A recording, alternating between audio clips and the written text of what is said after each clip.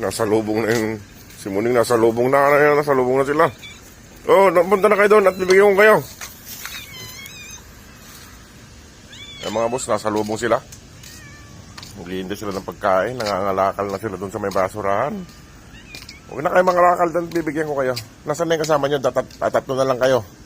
Ayan yung isa. Kapatid. Ayusin ko lang yung pagkain, ha?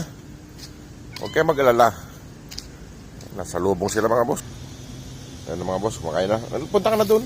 Ito ang ganda ng buntot nito. Yung makapal yung buntot niya. Tayon-tayo. Kain na doon. Ayan. Nasa lubong sila sa akin. Nangangalakal sila dito sa may basura ng pagkain. Gutom na sila. Kain na, kain na. Huwag na kayo magkon dyan. Ayan mga boss. Ayan, kumakain na sila. Ayan. Kain na kayo dyan at babalik na ako sa trabaho. Alauna kasi ako kumakain mga boss, nag-break time, kaya alauna ko sila napapakain. Ayan. Manok ulam nila, manok. Bumili ako ng pangganina, ng manok na prito ba yun? Bruce. Ba't nanonood ka lang dyan?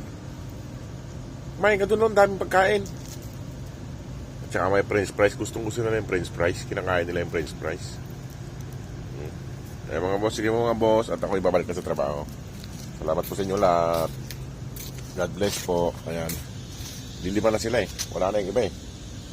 Baka nagkalagala na. Sige na. Tatakoy na ka na. Ayan o. Ganda ni Muning. Tayo yung buntot niya. Ayan sila. Sige mga boss. At ako ibabalik na sa trabaho.